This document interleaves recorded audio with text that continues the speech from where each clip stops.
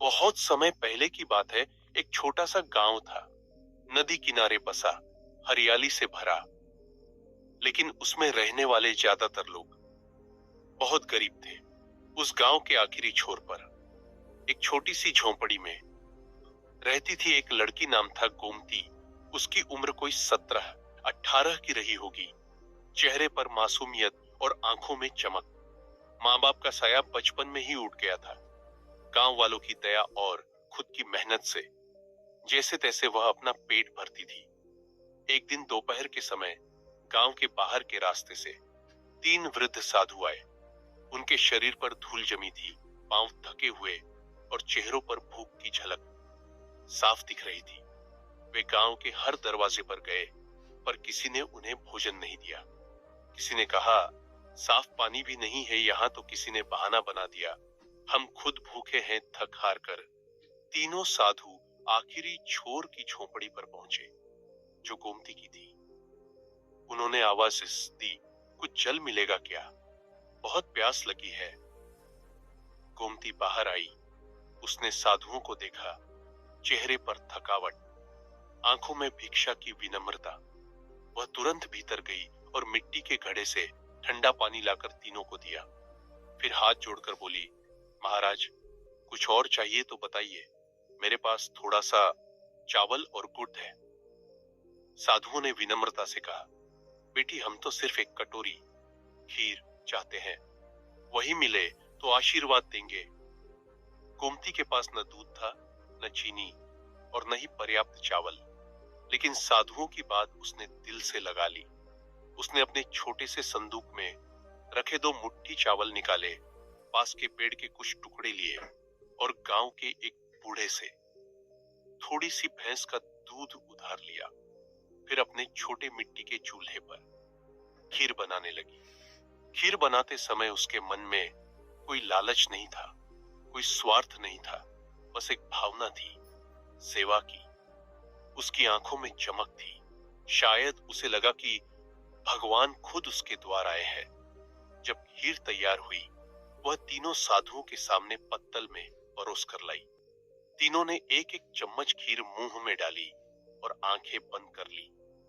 उनके चेहरे पर एक अजीब सी मुस्कान आ गई। ऐसा स्वाद उन्होंने वर्षों बाद चखा था। खीर खाने के बाद तीनों साधु उठे और बोले, बेटी, तेरा मन साफ है, सेवा में तू समर्पित है। हम कोई साधारण साधु नहीं, हम त्रिदेव हैं, ब्रह्मा, विष्णु और महेश। गोमती कांप गई। उसने हाथ जोड़ लिए और सिर झुका लिया। साधुओं ने आगे कहा, हमने पूरे गांव में भिक्षा मांगी, पर किसी ने नहीं दी। तू ही अकेली थी जिसने बिना कुछ सोचे समझे हमें दिया। हम तुझे एक वरदान देते हैं, बोल क्या चाहती है। गोमती कुछ देर सोचती रही, फिर बोली, मुझे कोई धन नहीं चाहिए। अगर कुछ देना ही है तो गांव की भूख मिटा दीजिए।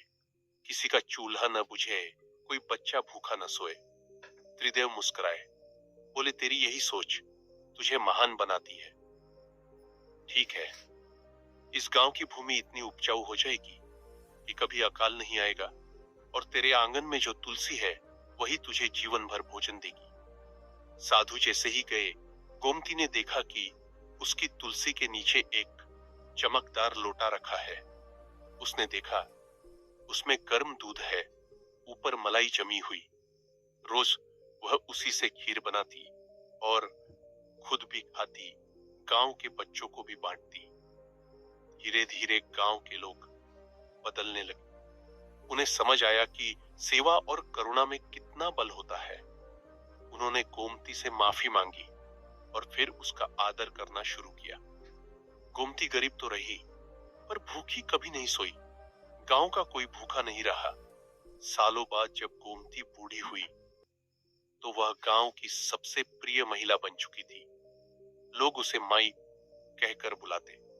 वह रोज गांव के बच्चों को कहानियां सुनाती और सिखाती, कभी किसी को भूखा मत लौटाओ, भले खुद भूखे रहो। मरते समय गोमती के चेहरे पर मुस्कान थी। कहते हैं, जब उसका अंतिम संस्कार हुआ, आकाश में एक सफेद प्रकाश की रेखा दिखी। लोगों ने कहा, त्रिदेव उसे लेने आए हैं। सीख: पहला, सेवा में सबसे बड़ा सुख। दूसरा, ईश्वर हर रूप में आ सकते हैं, उन्हें पहचानना कठिन है। तीसरा, सच्चा दान वही है जो बिना सोच और अपेक्षा के किया जाए।